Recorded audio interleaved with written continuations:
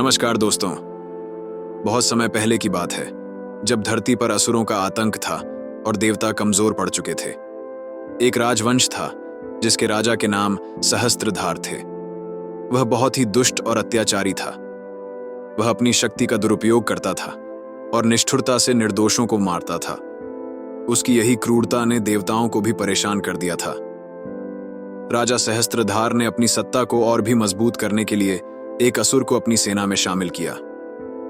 असुर का नाम कश्यप था, जो अत्यधिक बलशाली और चालाक था।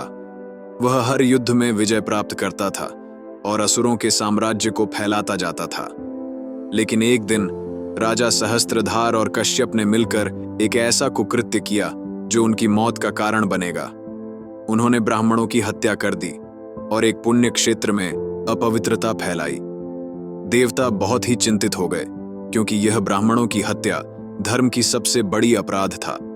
तभी भगवान शिव ने ब्राह्मणों के उद्धार के लिए एक विशेष व्यक्ति को भेजने का निर्णय लिया, परशुराम।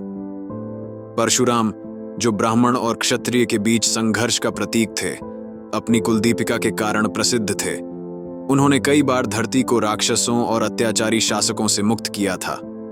परशुराम ने अपनी मृदुलता और शांति से जितना प्रेम किया, उतनी ही वह क्रोध में भी प्रबल थे, खासकर जब बात धर्म की रक्षा की हो। परशुराम को इस कार्य के लिए भेजा गया था, लेकिन उन्हें यह भी संकेत मिला कि सहस्त्रधार और कश्यप के बीच एक गहरी साजिश थी, जिसे वे सफलतापूर्वक छिपाने में कामयाब हो रहे थे। परशुराम की यात्रा के दौरान उन्होंने यह महसूस किया कि यह प्रतिशोध केवल असुरों से नहीं, बल्कि किसी और से भी जुड़ा हो सकता है। एक दिन जब परशुराम अपनी सेना के साथ सहस्त्रधार के महल में पहुंचे, तो उन्हें कश्यप का कोई पता नहीं चला। महल के भीतर गहरी शांति थी, जैसे कुछ गड़बड़ हो। परशुराम ने अपनी तलवार को मजबूती से पकड़ा और महल के हर कोने में जाकर खोज शुरू की। लेकिन अचानक महल की दीवारों से एक रहस्यमय आवाज आई, तुम नहीं बच पाओगे परशुराम। यह आवाज कश्यप की नहीं, बल्कि किसी और की थी। परशुराम ने तलवार को आकाश में उठाया और पूरी शक्ति से चीखते हुए कहा, यह पृथ्वी अब धर्म के रास्ते से भटकने नहीं दूंगा। तभी सामने एक भयानक दृश्य उभर आया।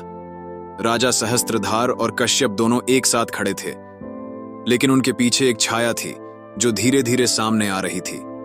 यह छाया कोई और नहीं, बल्कि वह शख्स था जिसने परशुराम को इस युद्ध में भेजा था, भगवान शिव। लेकिन शिव ने परशुराम से कहा, यह लड़ाई तुम्हारी नहीं, बल्कि तुम्हारे भीतर के संकल्प की है। तुम केवल एक हथियार नहीं, बल्कि धर्म का प्रतिनिधित्व करते हो।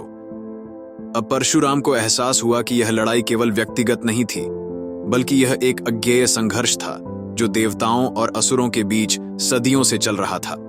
अंत में परशुराम ने अपनी पूरी शक्ति लगाई और सहस्त्रधार और कश्यप को हराया। लेकिन इस जंग ने उसे एक बड़ा सबक दिया, धर्म और अधर्म के बीच की सीमा हमेशा स्पष्ट नहीं होती। कहानी के अंत में यह सवाल उठता है, क्या परशुराम ने अपनी लड़ाई जीत ली थी, या वह एक और चक्र में फंस गए थे जो उनके भीतर के सबसे गहरे सवालों से जुड़ा था।